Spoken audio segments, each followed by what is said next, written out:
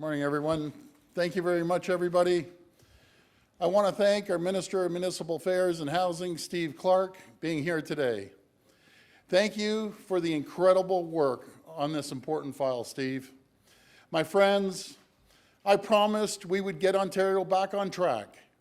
I ran on a commitment to restore accountability and trust.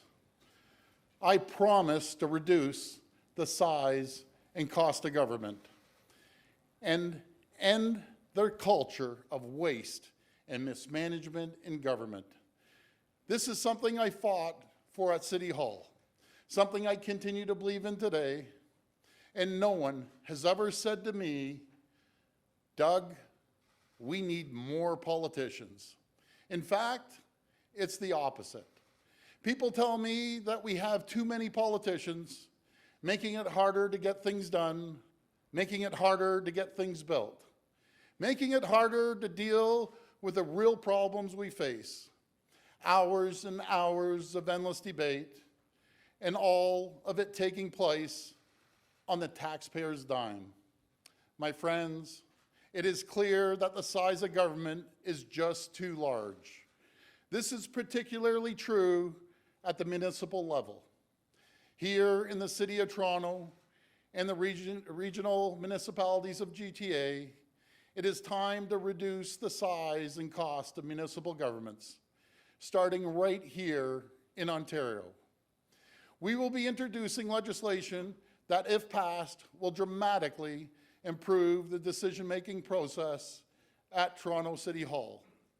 For too long, the people of Toronto have watched City Council go around and around and around in circles and fail to act on the critical issues facing the city.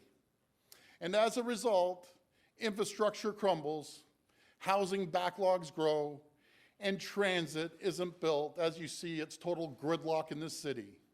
But it will only get worse if Toronto City Council grows from 44 to 47 councillors. More politicians is not the answer, no matter who the mayor is. And now more than ever, the City of Toronto needs to get some big things done. So we're going to streamline Toronto City Council. We're going to align Toronto with federal and provincial boundaries. Instead of 47 councillors, there'll be 25 councillors. To put things into perspective, the City of Los Angeles, with almost 4 million people, I should say, has 15 city councillors. Toronto has 25 federal MPs, 25 provincial MPPs, 25 Toronto school trustees, 12 separate board school trustees, and we will have 25 Toronto city councillors. And these new boundaries will be effective in time for the fall election. This meaningful change will dramatically improve the decision-making process at Toronto City Hall. It will make it easier to get things done. And our estimates show that having fewer politicians at City Hall will save Toronto taxpayers $25 million.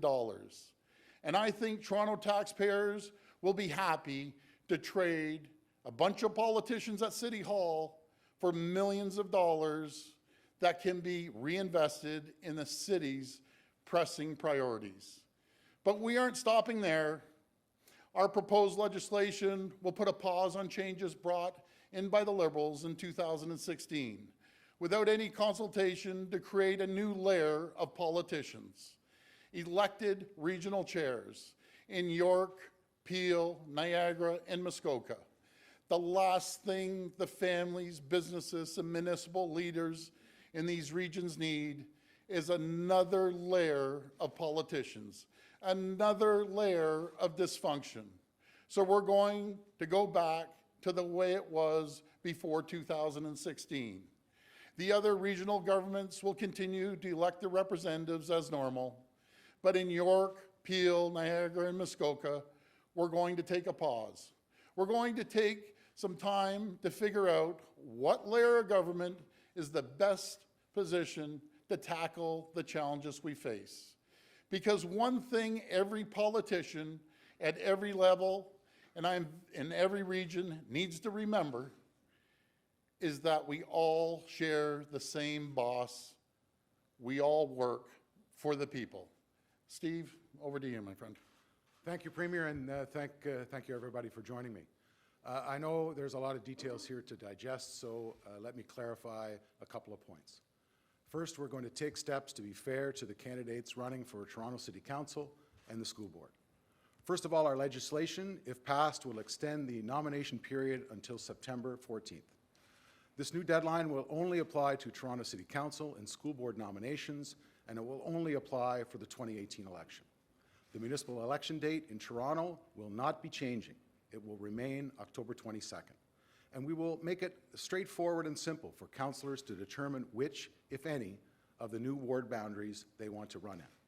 We'll also provide clear transition guidelines with regards to spending limits and reporting to ensure no candidate gets caught offside by those parts of the rules.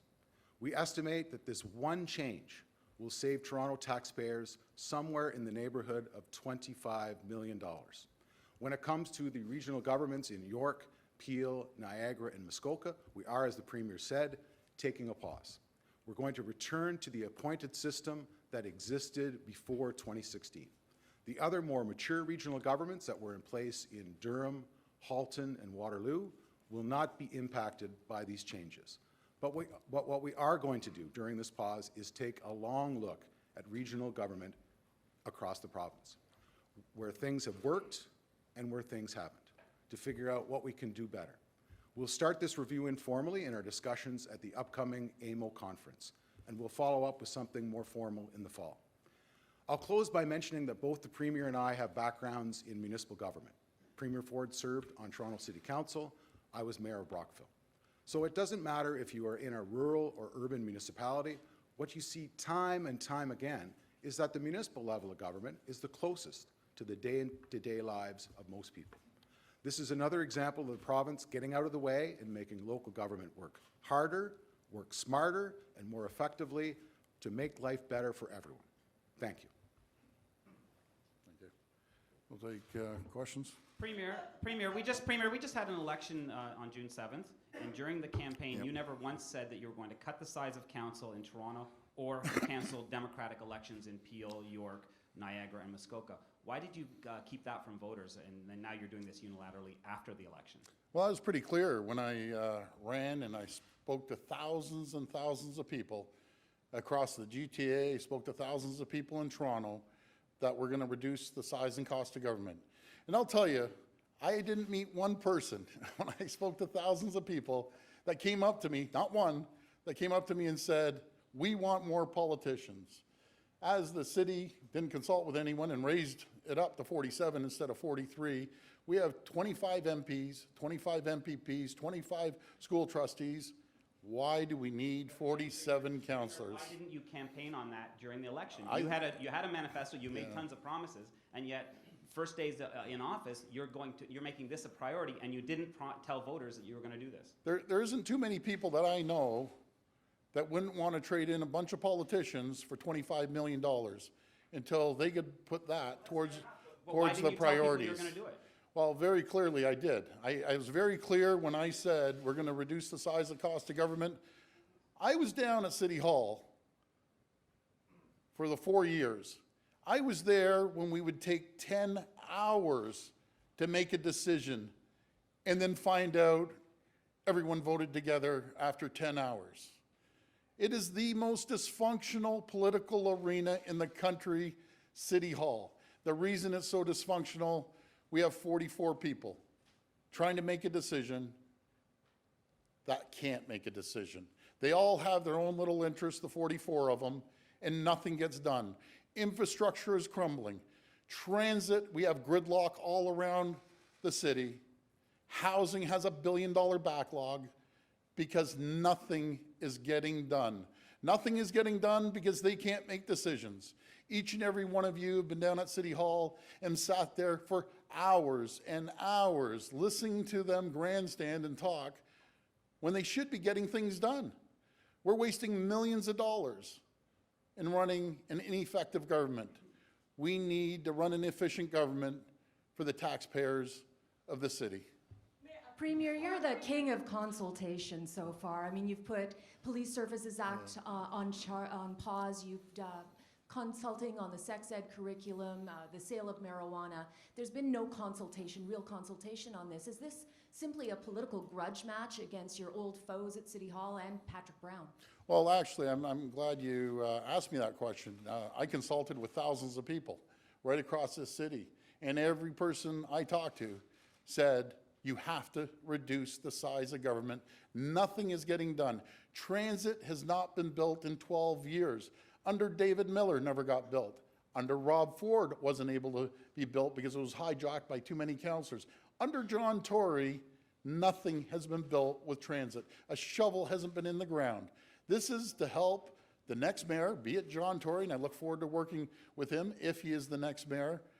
But we have to run this more efficiently. We have to get the city moving.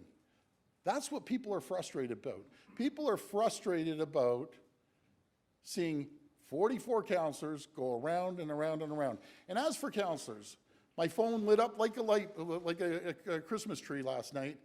Every councillor I spoke to was, way to go, this is long overdue, we can't wait for the changes. So the half a dozen councillors I spoke to last night were all gung-ho for it.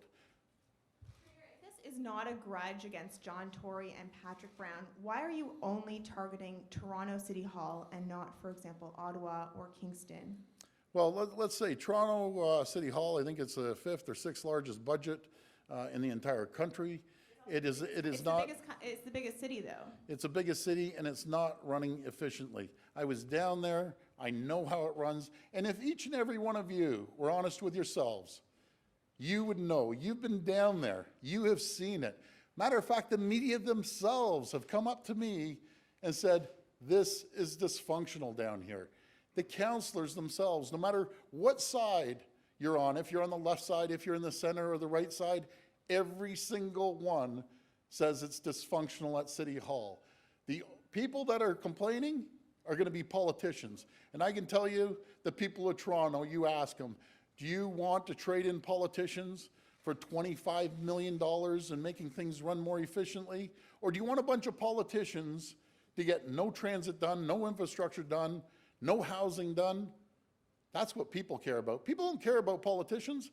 They care about getting things done. And we've come to a screeching halt at the City of Toronto. Premier Ford, Yes. I understand you and your brother once talked on your radio show about the idea of holding a referendum about cutting the size of council in half. Now Mayor John Tory is proposing that idea. Will you support his referendum? And is there any way that could be done before you actually go ahead and decide to cut the size of council in half to consult the people? What I support is making sure this government runs efficiently. What I support is getting infrastructure built. What I support is fixing the housing backlog. And what I support is stopping the gridlock. It takes me from Etobicoke down here over an hour. I can fly from Toronto to Chicago quicker than I can drive from the suburbs down to the city here. That's unacceptable. That's what people care about. I had a conversation with the mayor a week and a half, 2 weeks ago, and I can tell you one thing. I didn't see the reaction when I gave him this idea, this proposal. To the contrary. Not only did we speak to him once, we consulted numerous times our staff, and we never had this reaction. Matter of fact, deep down, and I'm not too sure where the mayor is going with this, he knows less politicians is good. It'll make his job a lot easier. He'll be able to get things done. All the politicians down there know it. The only politicians that are concerned are the ones that are going to lose their job. One, the question was about if you support his idea for a referendum, but two, he says that he didn't think you were actually serious about this when he talked to you about it at his meeting here at Queen's Park. Did he take you seriously? Are you saying he's not being honest? Well, how can you, that's actually comical. How can you not be serious when I told him we need to make the government run more efficiently? He agreed. And I truly believe the mayor believes he wants to run it more efficiently. And this isn't the mayor's fault because his hands are tied. He is frustrated, I can tell you that. I was frustrated. Rob Ford was frustrated. David Miller told me he was frustrated. The government was too big. and it is too big.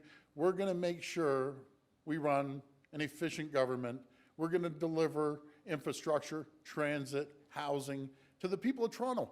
That's what they want. Again, I think we were pretty clear on the election. When I talked to thousands and thousands of people, the referendum was pretty clear. Our mandate was pretty clear: reduce the size and cost of government, put money back into the people's pocket, and get things done. People are tired of watching City Hall. It's like a comedy show down at City Hall. They go around and around and around. Nothing gets done. In the last election, I'll even go this far. Rob Ford got elected, said he was going to build the Scarborough subway. Scarborough subway has been changed 10 times. 10 times. Rob Ford couldn't get transit done. John Tory promised Smart Track 4 years ago. There isn't a shovel in the ground. David Miller tried to get transit going. Nothing happened. We need to get the city moving. We can't afford another 4 years of gridlock in this city, infrastructure crumbling, and housing backlogs of over $1 billion. Last question. Good morning, Mr. Premier. Travis Standish, Global News. Where are you getting the $25 million figure from? And also, Ottawa City Council has 23 councillors, which will be a very similar size now to what you're proposing in Toronto. And finally, there is a lot of talk about legal challenges to this. Can you address that? Well, let's not even compare Ottawa. It's apples and oranges. Apples and oranges when you compare a town the size of Ottawa, a beautiful city, compared to a city the size of Toronto. You can't even compare it. You're looking at a city that's going to be eventually 3 million people. But I compare it to Los Angeles. I went there personally. I went through their city hall. And when I told the city councilors in Los Angeles, we had 44 councilors and we had about 2.8 million people roughly, they looked at me like we had 3 heads. They have over 4 million people, a largest geographical area with 15 people. Good governance in any company says you should not have more than 7 to 9 people on the board. You could have 20 of the smartest people around the table, nothing gets done. We're going to get things done. We're going to run City Hall a lot more efficiently than before. Thank you.